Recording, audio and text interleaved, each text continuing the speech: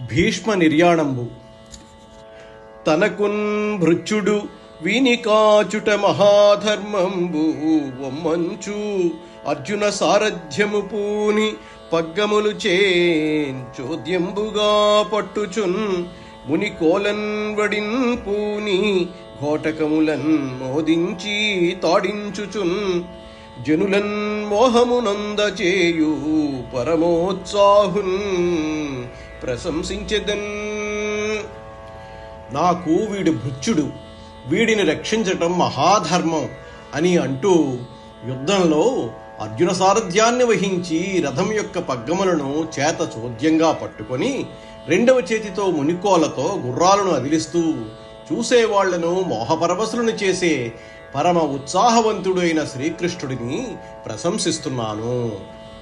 మాటలతో, మందహాసాలతో, ప్రవర్తనలతో, ప్రణయ కోపాలతో, వాల్చూపులతో బ్రజవధూమణుల వలపులు దోచుకునే వాసుదేవుని మనస్సులో మరీ మరీ సేవిస్తాను.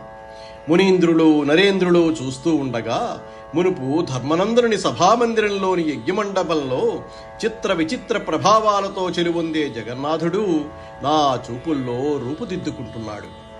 ఒక సూర్యుండు సమస్త జీవులకు తానొక్కొక్కడై తోచుపోలికన్, ఏ దేవుడు సర్వకాలము మహాలీలన్ నిజోత్పన్న జన్యకదంబంబుల హృత్సరోరుహములన్ నానా విధాన అనూన రూపకుడై ఒప్పుచునుండు నట్టి హరిన్ నే ప్రార్థింతు శుద్ధుండనై.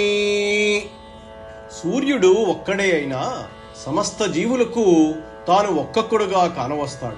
ఆ విధంగానే పరమేశ్వరుడు ఎప్పుడూ మహాలీలతో జనుల హృదయ కమలాలలో అనేక రూపాలలో ఒప్పుతూ ఉంటాడు. అట్టి హరిని నేను పరిశుద్ధమైన హృదయంతో ప్రార్థిస్తున్నాను అని భీష్ముడు అంటాడు. అని ఇట్లు మనోవాగ్దర్శనంబులన్ పరమాత్ముండకు కృష్ణుని హృదయంబున నిలిపికొని నిశ్వాసంబులు మాని నిరుపాధికంబైన వాసుదేవ బ్రహ్మంబునందున్ కలిసిన భీష్మును చూచి సర్వజనులు దివసావసానంబున విహంగంబులోరకయుండు తెరంగన ఉండిరి. దేవమానవ వాదితంబులై దుందువి నినాదంబులు మరసే మృతుండైన భీష్మునికి ధర్మజుండు పరలోక క్రియలు చేయించి ముహూర్తమాత్రంబు దుఃఖితుండయ్యే. అంత అచ్చటి మునులు కృష్ణుని తమ హృదయంబులు నిలుపుకొని సంతుష్టాంతరంగులగుచున్ తదీయ దివ్యావతర నామంబులు చేస్తుతించి స్వాశ్రమంబుల కుంజనిరి. పిదపై యుధిష్ఠిరుండు కృష్ణ సహితుండై గజపురమ్మున కుంజని గాంధారీ సమేతుండైన ధృతరాష్ట్రుడడంబరిచి తత్సమ్మతంబున దేవదేవానుమోదితుండై